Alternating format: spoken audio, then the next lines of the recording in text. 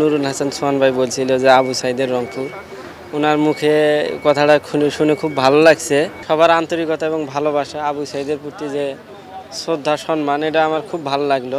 Home venue হোক রংপুরে, যেখানে আমরা রংপুরের দর্শকেরা নিজের মাঠে বসে আমাদের রংপুর রাইডার্সের খেলা দেখতে পারি। রংপুর রাইডার্স টিম রংপুর গেছিল, সেখানে গিয়ে প্রোগ্রাম করে আসছে।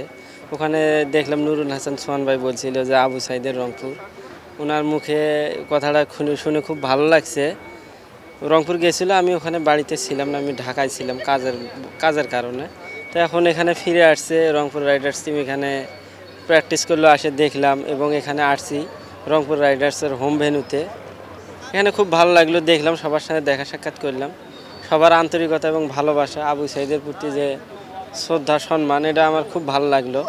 এবং আমি চাই এই রংপুর রাইডার্স আমাদের একটা হোম ভেন্যু হোক রংপুরে, যেখানে আমরা রংপুরের দর্শকেরা নিজের মাঠে বসে আমাদের রংপুর রাইডার্সের খেলা দেখতে পারি। আর রংপুর রাইডার্স বর্তমান খুব ভালো ফর্মে আছে। আমরা চাই এবার রংপুর রাইডার্সের হাতে এবার এই বিপিএলের ট্রফি যেন হাতে ওঠে, আমাদের এটা প্রত্যাশা।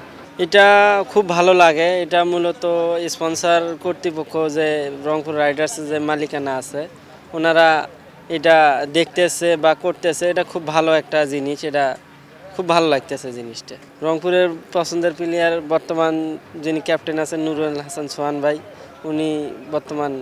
উনি আমার পছন্দের প্লেয়ার।